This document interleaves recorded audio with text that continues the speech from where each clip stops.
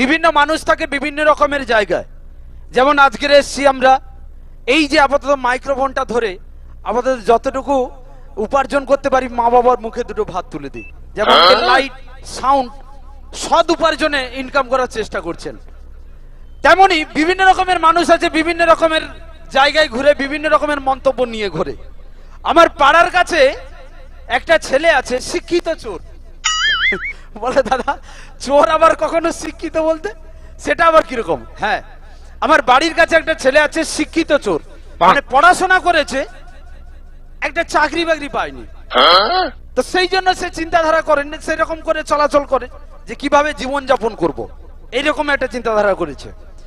তো তার জীবনটাই কিন্তু এরকম ভাবে চলে যাচ্ছে, চুরি করে করে তাকে চালাতে হয়। শিক্ষিত চোর, তার জন্য তাকে নাম দেওয়া হয়েছে।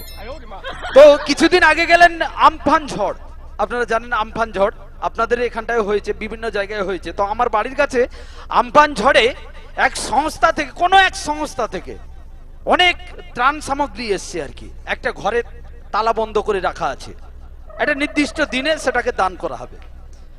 তো সেই ত্রাণ সামগ্রী নিয়ে দান করা হবে।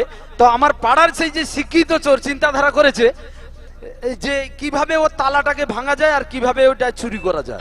যদি চুরি করা যায় বহু দিনের কিন্তু অনেকটা মাল কামানো যাবে, এরকম চিন্তাধারা করে নিয়েছে। তো সে চিন্তাধারা করেছে এবার তাদের যে বন্ধু বান্ধব তাকেই ডাকবে, হ্যালো কালু, আজকে সন্ধ্যা 7টার সময় চলে আসবি অমুক জায়গাতে, আজকের কিন্তু অনেক ত্রাণ সামগ্রী এসছে, আজকে কিন্তু ওটা লুট করতে হবে। মদনকে ডেকেছে, মদন তুই চলে আসবি, এরকম করে সবাইকে ডেকেছে। এবার সন্ধ্যাবেলা যখন এসে যখন দেখে কালু নেই, কালুকে ফোন করে, কালু আসেনি। মদনকে ফোন করে, মদনও আসেনি। সঙ্গে সঙ্গে একটা দূর থেকে একটা গান ভেসে আসছে, যদি তোর ডাক শুনে কেউ না আসে তবে একলা চলো রে, তবে একলা চলো, একলা চলো, একলা চলো, একলা চলো রে, যদি তোর ডাক শুনে কেউ না আসে তবে একলা চলো রে। চোর কি করেছে, গানটা শুনতে শুনতে ও কি করেছে, কালু যখন নেই, মদন যখন নেই, চিন্তাধারা করেছে একলা হাঁটতে হাঁটতে ওই মানে ঘরটার দিকে গেছে। গিয়ে যখন দেখে এত বড় তালা ঝুলছে, কি করে একা ভাঙবে, একার পক্ষে তো ভাঙা সম্ভব নয়। সঙ্গে সঙ্গে পাশের ঘর থেকে একটা গান ভেসে আসছে, আজ দক্ষিণা দোয়ার খোলা। চোর ভেবেছে মনে হয় দক্ষিণ সাইডে মনে হয় দরজাটা খোলা আছে, তাহলে ওটাই দিয়ে মাল নিতে পারবো।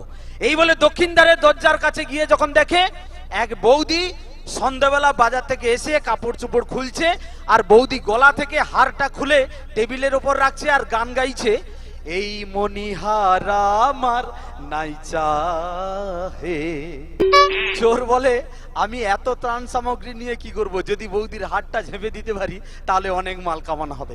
এই বলে হারটা নিয়ে ছুটে পালাতে যাবে, বৌদির বাড়ির পিছনে একটা গোবর গাড্ডা করে ছাপাস যা পড়ে গেছে। সঙ্গে সঙ্গে সিভিক যারা ছিল তারা গিয়ে বলছে, আমি চিনি গো চিনি তোমারে, ও গো বিদেশিনী, তুমি থাকো নদী ধারে, ও গো বিদেশিনী।